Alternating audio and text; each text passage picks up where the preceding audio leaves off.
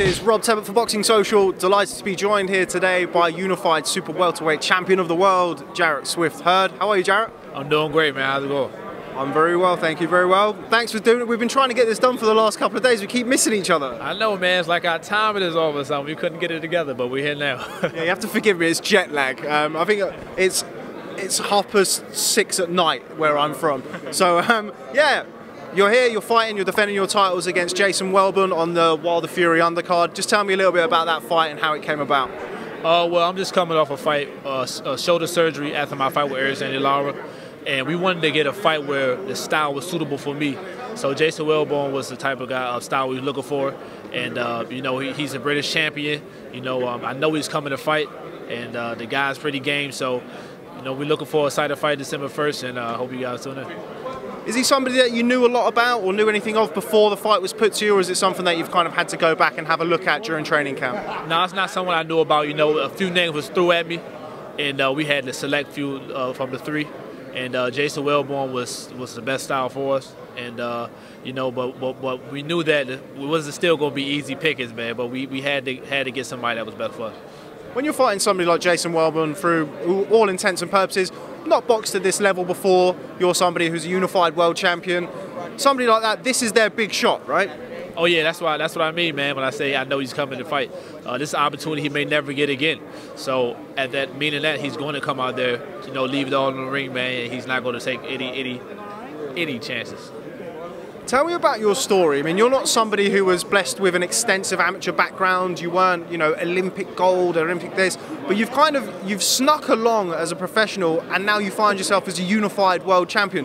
Tell me about the story of Jarrett Hurd from kind of not, I think it's fair to say, standout amateur to unified champion of the world. Well, listen, I didn't have that many amateur fights, maybe 30, 35 with 8 losses. And I didn't take boxing serious back then. You know, I was the type of guy that comes to the gym and just try to fight when the tournaments come around. I'll win in the area, but once I get out of town, I'll lose. And then, you know, I wanted to hang out with my friends, kind of be at school and, you know, be popular kid. And then, man, reality hit me. So I had to get a job. My only job was at Safeway. I was a deli clerk back there making sandwiches, man. And, you know, my trainer, Thomas Branner, he used to always call me and say, Jerry, you don't have to work that job. You know how to fight, man. You know how to fight. And, you know, I always told him I was going to come back. And then one day working back there in the Safeway Deli, I got a phone call from my older brother saying that he passed away. And at that moment, man, I went back in the freezer and I cried. And I was thinking, like, I need to come back and give it one more shot, man. Tom always told me I could do it if I took it serious. So that's when I met my head trainer, Ernesto Rodriguez, who was also trained by Thomas Browner. He took him to 9-0. And I told Ernesto at the funeral, we was both the pallbearers. I said, Ernesto, what you think about training? He said, man, no, Jerry, get out of here, man. You don't take it serious. You're not a serious fighter, blah, blah, blah. I said, Ernesto, if you give me an opportunity, I promise I'll take it serious. I'm doing this for Tom. And he said, all right, man, be at the gym. And then, man, from there, I'm his first professional fighter, first world champion out of Hillcrest Boxing Gym. And I stuck with it, and I'm here today. Tell me about, I mean, I'm very sorry to hear that. It's not something I actually knew. How does something like that affect you, and how does it still affect you now? Is it something that you carry with you throughout your career? Most definitely, man. You know, Tom was a very popular guy back in my area, and you know, for me to continue the legacy on Hillcrest, man, to be the face of it and put it where it's at today. We didn't have big fighters coming out of our gym, and I know he's looking down, very proud of me for all the things I accomplished, and I'm bringing my humbleness and what he installed in me into the world to show that what type of man he molded me to be. So you've gone from kind of, by your own admittance, really not really taking the sport seriously at one point. You now find yourself, as I say, unified champion of the world. Did you ever envision that for yourself? Could you ever see that kind of as being something that would happen for you? Be honest, no. I didn't see it because I didn't do good that well the amateurs. When I fought the great guys, I didn't make it. I was just the type of guy turning professional, trying to be the main event on the local card. So then when I finally got the main event on local cards, I wanted to eventually fight out of town to be the main event. I had small goals like that. And once I fought on TV and I beat Olympian Osmolina, I said, hold up, I'm better than I think I am, man. And that's when I started to think of world champion. Tell me about when you won the world title. Oh, man, it was a great feeling, man. You know, it happened out of nowhere.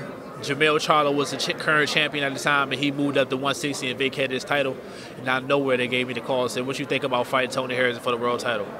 I said, think about it. Ain't nothing to think about.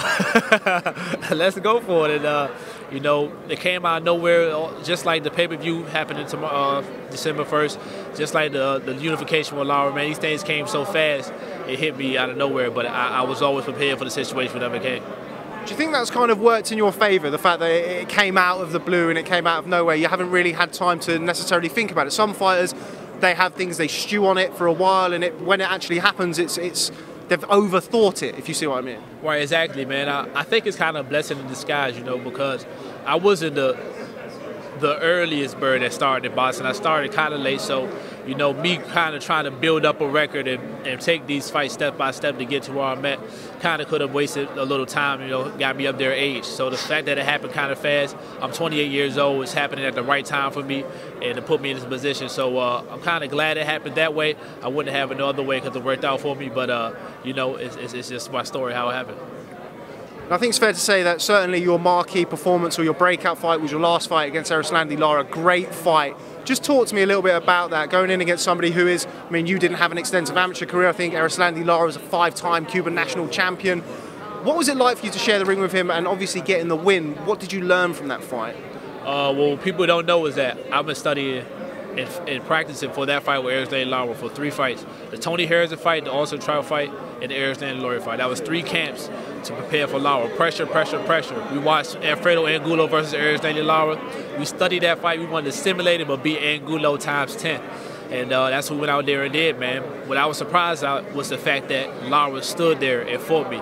He usually boxed and moved around the ring, and he sat there and fought me. So, you know, it was a great fight. I thought I was higher on the scorecard during the fight, but when I went back home and watched it, I could see why people say it was a little more closer than I expected. And the knockdown, man, I pulled out at the end, which shows that I could also carry my power in the late parts of the fight. Now, you're somebody who is absolutely enormous for 154 pounds. First and foremost, how difficult is it for you to make the weight? It's not difficult at all. You know, in recent interviews, I've been saying I'm going to move up after the next year.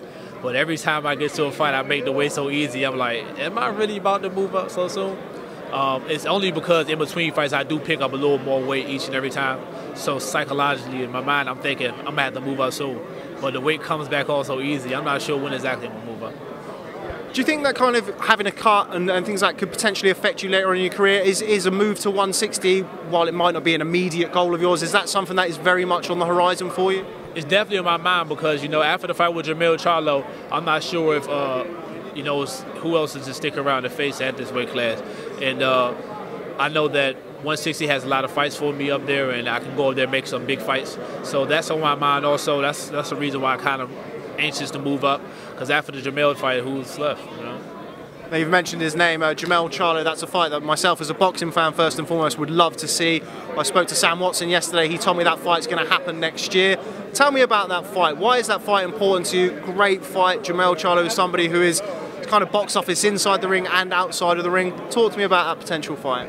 Well, you know, after I won a title with Tony Harrison, I fought for a vacant title, so, you know, everyone thought I wasn't a true champion. I was easy pickings. The Erislandy Lara and Jamel Charlo, you know, they kept on calling me, I want Hurd, I want Hurd, I want Hurd. They thought it was going to be an easy fight for me to win a title just because I fought for a vacant one. And, you know, Erislandy Lara and Jamel Charlo was always in my mind. I said, man, I'm going to make sure I get them guys out of there before I ever move up in the weight class. Jamal been talking a lot. There's been a lot of build-up for it. So now, man, after I got Erislandy Lara on the way, it's time to get him on the way, too. Seemed like a very chilled out guy. Does the kind of the talking and the kind of trash talking from the Charlo, does that bother you at all?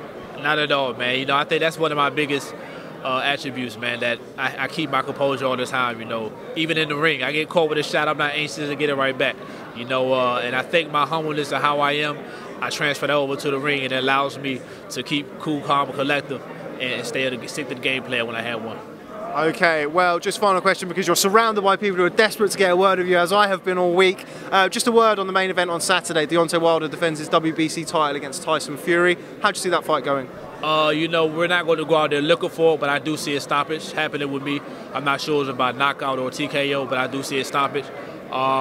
You know, man, listen, it's raining out here in LA. I brought the storm with me. December 1st, make sure you guys tune in, because there will be a storm coming. I asked you about the main event. I already know that you think you're going to win your fight. Oh, Oh yeah. The main event with Wilder Fury. I'm sorry, man. Look, I'm so hyped up about my fight. That's fine. We'll put it down to the accent. It's fine. Okay. The Wilder Fury card is gonna be tough. You know, if Fury awkwardness gives him problems, I can see him lasting to the later rounds. But I still think Fury is going to get stopped or knocked out. I don't know how soon it's going to be, but I think Deontay Wilder will win by knockout. It depends on how long it takes Deontay Wilder to adjust. Okay, well, Jarrett Swift Hurd, thanks very much for speaking to Boxing Social. It's been a real pleasure to sit down with you. Look forward to seeing you in action on Saturday night. Thank you. I appreciate it for you guys having me.